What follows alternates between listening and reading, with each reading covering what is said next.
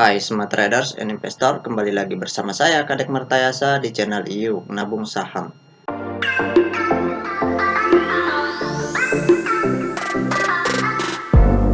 Nah, di episode kali ini kita akan membahas salah satu perusahaan yang di-request oleh Tri Sulaksana.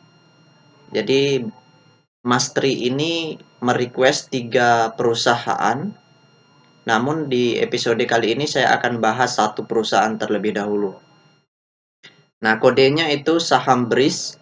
Nama perusahaannya yaitu PT Bank Syariah Indonesia Tbk. Oke, untuk mempersingkat waktu kita langsung saja buka datanya di aplikasi iPod ya. Jika Anda menyukai konten-konten kami mengundang Anda untuk mengklik tombol like dan subscribe agar Anda mendapatkan video terbaru kami setiap minggunya. Nah, kita buka dulu chartnya. Oke, di sini kita ganti kodenya BRIS. Kemudian time frame-nya kita kasih panjang ya. Setahun. Oke, kita enter. Nah, kemudian kita perbesar dulu ya. Berdasarkan grafik dari perusahaan PT Bank Syariah Indonesia ini, dari bulan Januari itu harga sahamnya mencapai puncak tertinggi di harga 3.550 ya di sini. Kemudian harganya terus turun. Kemudian di tanggal 25 Juni itu harganya naik kembali. Setelah itu harganya terus turun kembali mencapai puncak terendah di harga Rp1.465 per lembar ya. Nah, sekarang kita ingin lihat apa yang dilakukan oleh investor besarnya dari tanggal 1 Desember sampai tanggal 18 Januari 2022.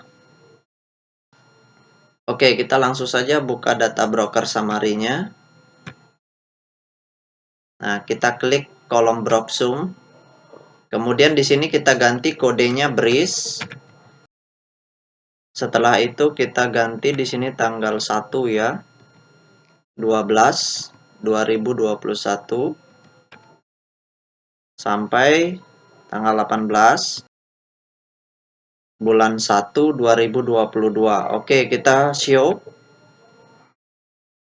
Nah, berdasarkan data broker summary atau data transaksi dari perusahaan PT Bank Syariah Indonesia ini, kalau kita hitung total lot yang dibeli dengan total lot yang dijual secara keseluruhan dengan menggunakan tools tambahan yaitu Detektor, maka dapat ditarik kesimpulan bahwasanya dari tanggal 1 Desember 2021 sampai tanggal 17 Januari 2022 itu investor besarnya di perusahaan ini melakukan aksi big distribution.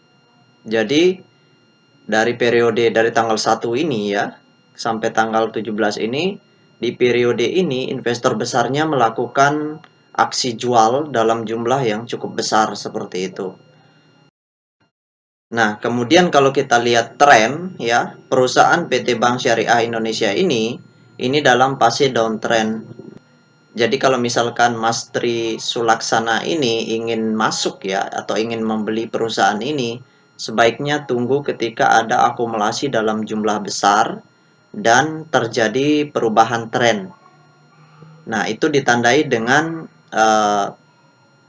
akumulasi yang sangat besar seperti itu.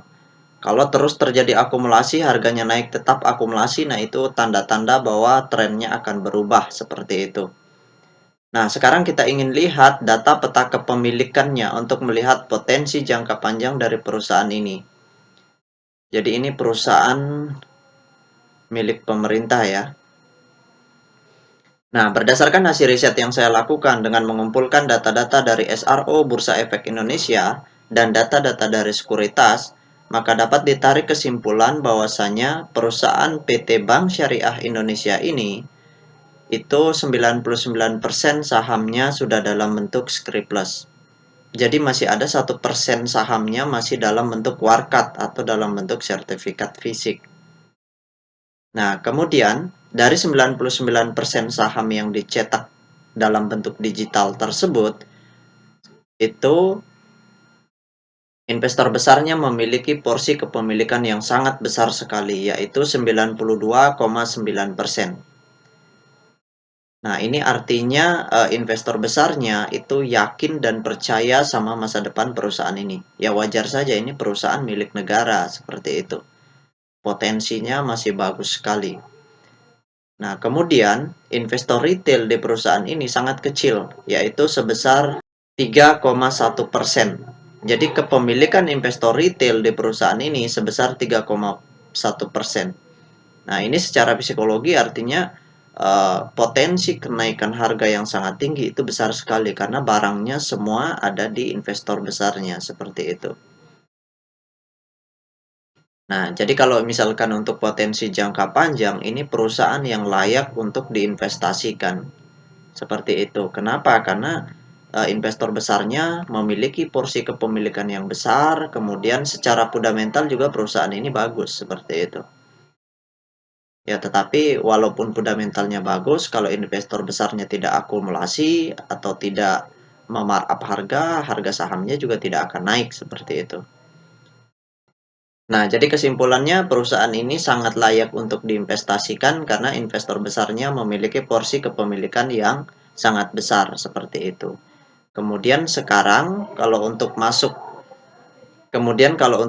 di bulan Januari ini sebaiknya tunggu investor besarnya melakukan akumulasi. Karena kalau terus distribusi harga sahamnya akan terus turun. Kebetulan juga saham ini dalam fase downtrend, seperti itu. Jadi fase downtrend ini diciptakan oleh investor besarnya. Seperti itu. Kalau investor besarnya ingin merubah fasenya menjadi uptrend, ya simpel, mereka cukup memborong barang-barang yang dijual oleh investor lain, saham-saham yang dijual oleh investor lain gitu. Kemudian mereka melakukan HK secara terus-menerus, seperti itu. Maka harganya akan naik terus, kemudian trennya akan berubah dengan sendirinya, seperti itu. Ya, mungkin itu saja yang dapat saya sharingkan untuk Mas Tri Sulaksana. Nah, bagi teman-teman investor, jika ada yang ingin ditanyakan atau ada yang ingin di-request, silakan komen di kolom komentar. Nanti saya akan buatkan videonya secara khusus. Baik teman-teman investor, see you next time. Salam cuan selalu.